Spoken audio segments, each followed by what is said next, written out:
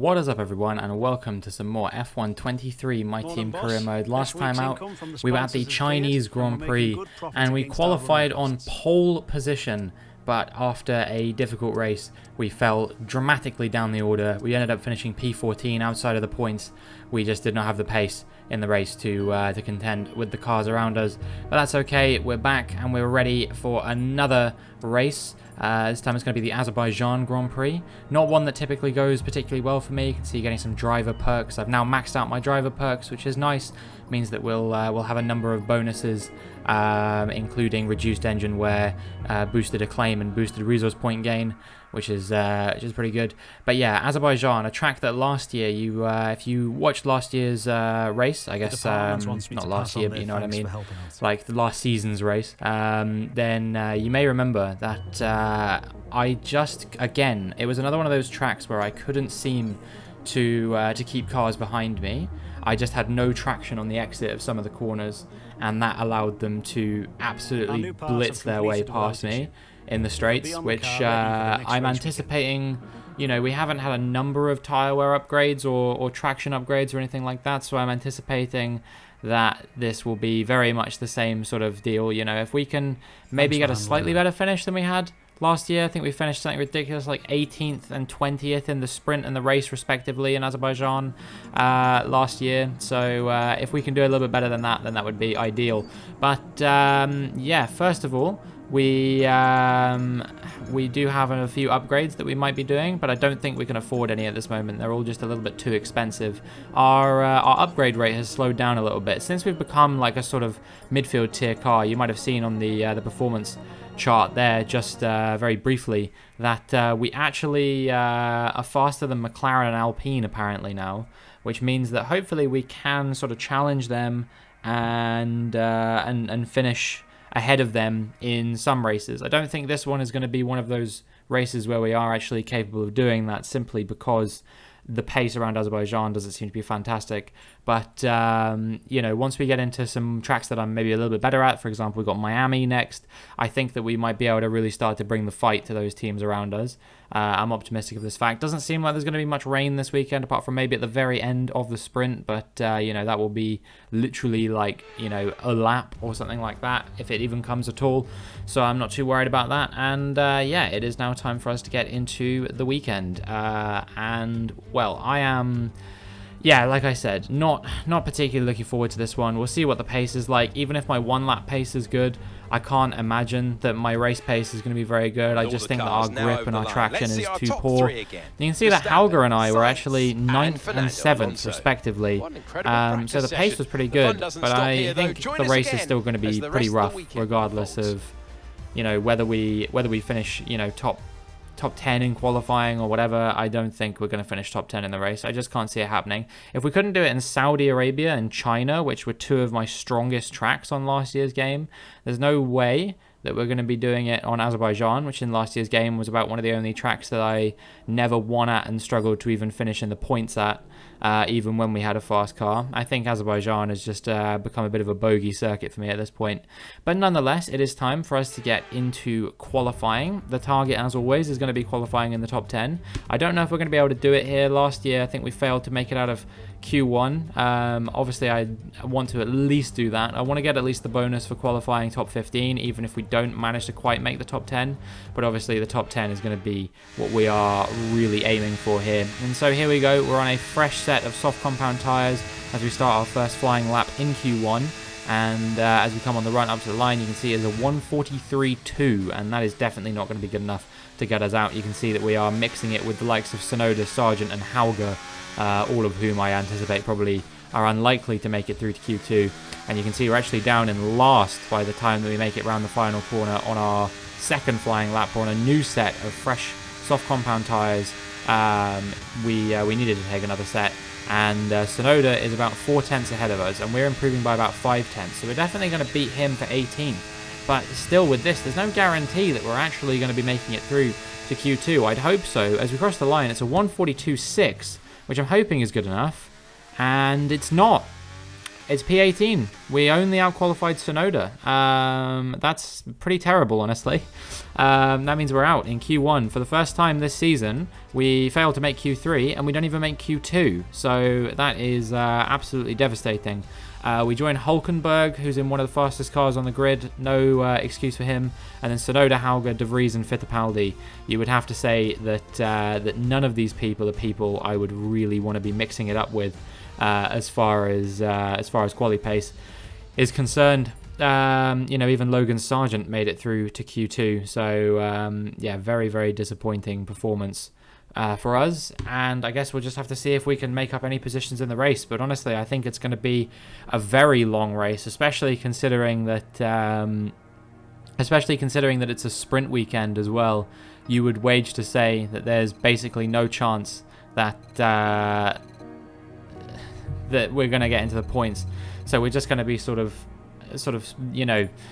pootling around at the back of the grid, sort of down in P17, 18, that kind of range. I think we'll probably get good starts, and it'll probably just be a case of after our initially good start, we'll spend the rest of our time falling down the order, and we will... We'll just have to try and just be patient and put up with it. We can afford some upgrades now. We're going to get this tyre wear upgrade, thank God, and also this engine power upgrade, which I don't know how helpful that's necessarily going to be. I feel like we're already fairly fast in a straight line at this point. Honestly, durability seems to be the thing that we want to be targeting, working on, looking at the circle. You might have seen there, the rivalry. Looks like we're going to lose that this time, but we'll see what we can do as we get into the sprint. This is shaping up to be another fantastic weekend. I got jump scared there. He came in very quickly. There's obviously no Alex Jake's commentary on this one for the sprint. It's only for the race that he does this. But it always lasts a little bit less long than I expect it will. So, yeah, I'm probably already just about out of time to say anything meaningful. Let's run you through the driver grid order for today's exciting sprint. Max Verstappen put in a fantastic lap yesterday, and he'll start from pole position, edging out Sergio Perez, who lines up P2. As we continue through the rest of the grid today, we have Fernando Alonso, Magnussen, Russell, Leclerc, Sainz, Bottas, Stroll, Gasly, Norris, Ocon, Albon, Oscar Piastri, Joe, Sargent, Hulkenberg, Robinson, Sonoda, Hauger, De Vries, and Enzo Fittipaldi. Which of these drivers will get pole position today? We will soon find out. Indeed we will. Kevin Magnussen qualifying P4. What a remarkable result for him. Especially, it's kind of the inverse of what you expect from real life, isn't it? Hulkenberg failing to make it out of Q1 quite a lot, and then Magnussen making Q3 and being well up the order. Yeah, that's really, really interesting. Clearly, maybe a little bit of balancing issues, possibly, I don't know. Either way, we're going to be going onto a set of medium tyres, and that's what we're going to be taking for the entire duration of the sprint. There are a few people around us on softs, but a few on mediums as well, so hopefully we'll be able to contend with them no matter what tyres they're on. I imagine the softs will go off quite quickly. But who knows, maybe the people on the softs will build such a gap to me in that time that it won't matter that the tyres have gone off. I don't really know what position I'm targeting to finish here, maybe like P15 or something like that. If we can make up like 3 positions, I would be pretty happy with that. And we will, we'll see if we can do exactly that. It's key that we get a good start here. We've been getting them pretty much all season, although this season they seem a little bit less strong than they were last season. I feel like maybe the AI getting a little bit better at starts here, but maybe that's just me. We'll see what we can do now as the lights come on. And the lights go out, and we've had a very good getaway compared to some people here. Joe and Piastri having a terrible start, Hulkenberg getting trapped behind him, and now we're going to try and go up the inside of Sargent as well. We go wheel to wheel through the first corner. Who's going to come out on top? Is it going to be me? Is it going to be Logan Sargent? I have to back out because I'm deathly afraid of going into the back of Esteban Ocon there. And yeah, in the end, that allows Logan Sargent to creep around the outside and get back through into P14. We're up into P15 off the start. If we can stay here for the remainder of the race, or the sprint, I should say, then I'll be pretty happy with that. And yeah, we can see that Sargent and Ocon are going wheel to wheel there. That's allowing me to get involved back in the battle. We're now wheel to wheel with Sargent as we go round the outside. And who's going to win out in this battle? The wheel to wheel once again. It's a massive battle between me and Logan Sargent as we go through this first lap. Still going wheel to wheel, but as we have the outside line for this following corner, you can see that we do manage to just about sneak ahead of him. But already Ocon 1.7 seconds up the road as a result of the battling between me and Logan Sargent. I'm going to have to close down this train very quickly if I want to stay within their DRS range and maybe try and get back up into the top 10. I don't think it's going to happen. Meanwhile, if you look on the minimap, you can see that Kevin Magnussen has taken P2 at the start of this sprint. What an absolutely remarkable beginning from him.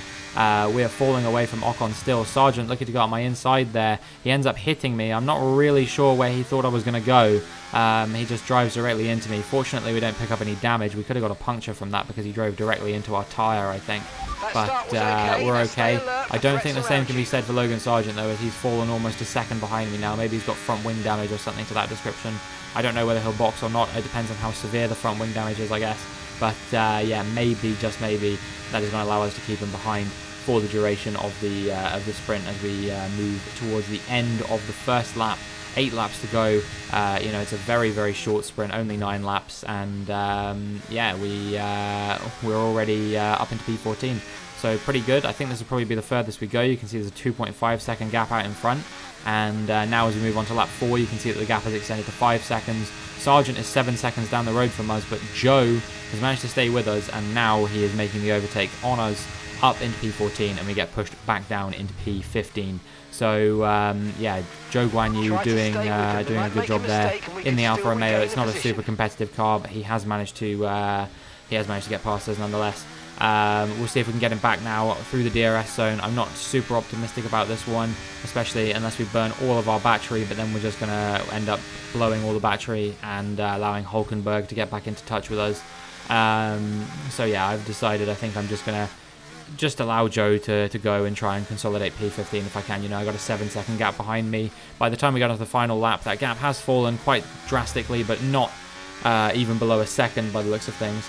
So that's pretty good, and yeah, it does mean that we end up holding on to this P15. I would have shown you more from the sprint, but nothing else really happened, you know, apart from that overtake from Joe. Because Sargent kind of held up everyone else behind me, it meant I didn't really actually end up getting overtaken by too many people, which is nice. It means we crossed the line to take P15, so yeah, good result for us. Given where we started, especially given the context of this being a track that I'm pretty terrible at. And yeah, hopefully we can continue to make up more positions when we go into the race tomorrow. And yeah, we'll see what we can do then. And now let's take a look at the drivers' standings. Our championship leader is still sat at the top of the standings, but their rivals have made up some solid ground today. With the sprint wrapped up, we now have our grid lineup for the big race tomorrow. Be sure to join us then for what will no doubt be a fantastic race. Well, ended up being a 1-2 for Red Bull, with Leclerc and the Ferrari third. Magnussen couldn't hold on, much like when he got that pole in the sprint in Brazil last year. You know, he ended up falling down to P6, so a little bit of disappointment for Haas. But they still walk away with some solid points in their fight with us and McLaren and Alpine for, you know, one of the sort of the big positions on the championship table, the constructors' championship table, as it were. But you know, it's only part of the weekend. We've still got an entire race left to go. So yeah, we'll see what we can do in that, and hopefully we continue moving forward even further as we make our way into the Azerbaijan Grand Prix. Good afternoon and welcome from Baku. This was the arena, if you think back to 2017, of one of the most eventful races of modern history, with controversy behind the safety car, last-second overtakes, and a historic podium for Williams and Lance Stroll. Let's find out what lies in store for us this year. It's time for the Azerbaijan Grand Prix. Baku City Circuit then, it's an unpredictable 3.7-mile track around the streets of the Azerbaijan capital. 20 turns for our drivers to navigate today, including the infamous Turn 8, one of the tightest and most challenging corners of the season. It's time to take a look at our starting grid for today's race. Max Verstappen put in a fantastic lap yesterday, and he'll start from pole position. Sergio Perez lines up alongside. Considering the rest of the grid, we have Leclerc, Fernando Alonso, Russell, Magnussen, Bottas, Sainz, Stroll, Gasly, Norris, Ocon, Albon, Joe, Robinson, Hulkenberg, Tsunoda, Hauger, Fittipaldi, De Vries, Oscar Piastri, and Logan Sargent.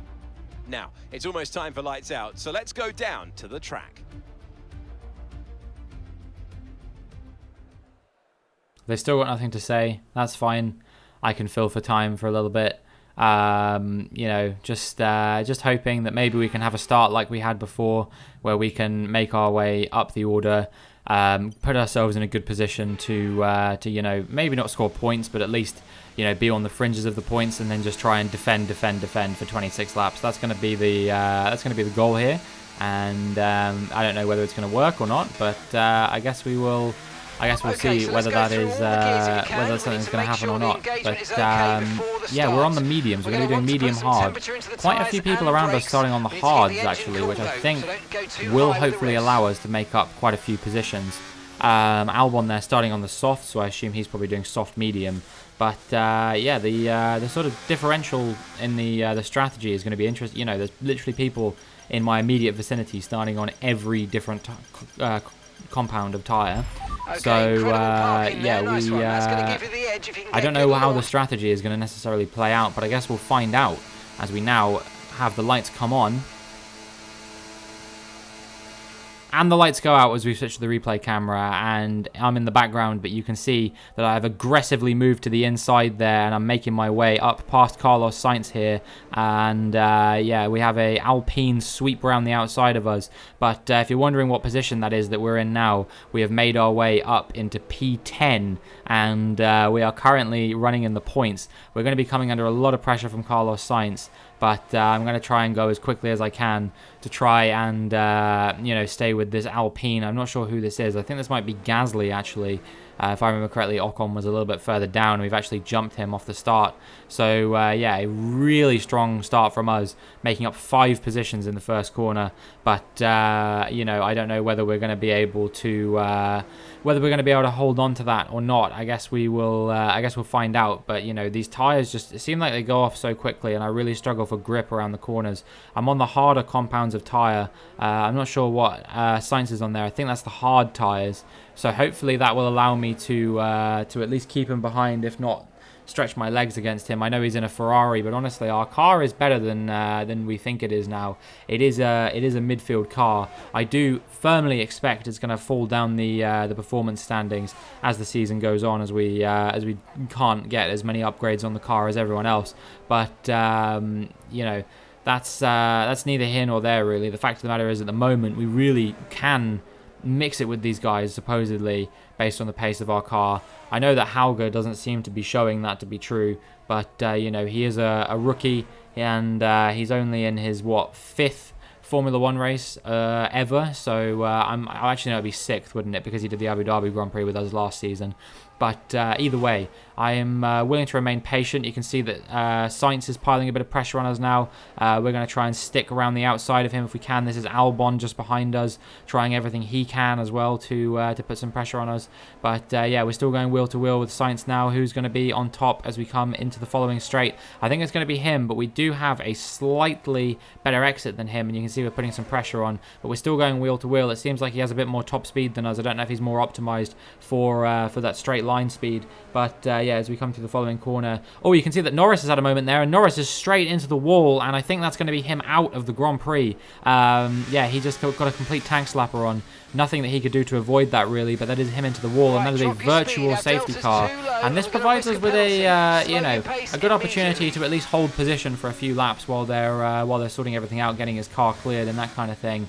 But, you know, unfortunately, I don't think it's going to work out that way, because as you can see, on lap 2, we have had a mechanical failure for the first time since Saudi Arabia last season. So how many races is that? What, 23 plus 2? So the first time in 25 races, we have had a mechanical failure. That's a pretty solid reliability streak, to be honest. So I'm not actually too disappointed, especially considering this came at one of my weakest circuits that I wasn't expecting to score points at anyway.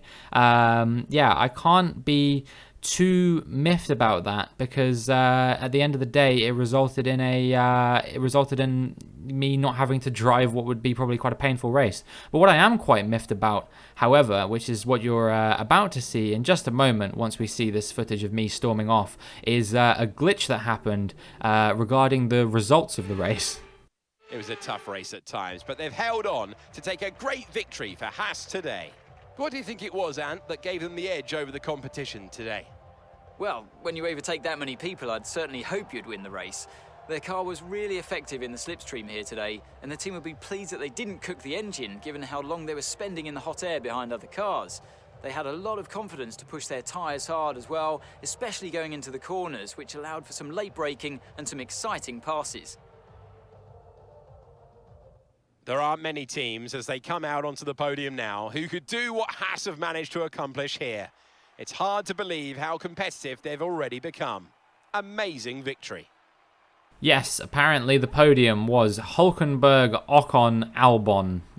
Not sure about that one, but yeah, I mean, who am I to judge, right? Congratulations to Nico Hulkenberg on his first podium in Formula 1 and his first win in Formula 1 as well. I certainly wouldn't have expected that. But as you'll see when I scroll through the results in just a moment, once we get past this this sort of scene of them celebrating, there was something a little bit weird at play here. And after this round of the World Championship, here's how things look in the drivers' table. So let's discuss, Ant. Who would you say is a contender for your driver of the day? Well, I certainly didn't have any complaints with Nico Hulkenberg's performance today. That was incredible driving. It's time to see how things are shaping up in the Constructors' Championship. It was also a strong Grand Prix from Haas F1 this weekend. Fantastic work from the American team to move themselves further up the table. After an event like that, who knows what the sport has in store for us next time? Be sure to join us again as we continue to bring you the latest excitement in Formula 1. So yeah, pretty much everyone you would have expected to be someone who would have finished in the top 10 ended up finishing several laps down, which I can only assume is because of some bizarre glitch.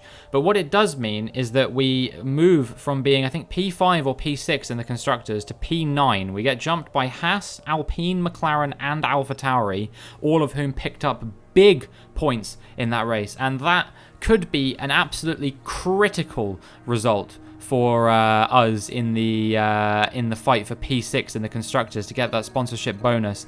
I mean, you know, Haas picked up mega points that weekend. Alpine were on the podium. Albon was on the podium with AlphaTauri. Even McLaren picked up quite a lot of points. And Alfa Romeo too, I think, had both cars in the points. Hauger did pick up 1 point to get my team's first points finish in Formula 1 that wasn't scored by me. So I guess that's something. But even then, you could argue he didn't really deserve it. I am very mad about that, because that is going to make things all the harder for me going forward. But hopefully we can bounce back with a good result in Miami next time. But that is going to be it for this video. If you enjoyed, then please make sure you like and subscribe, and hopefully I will see you in the next one.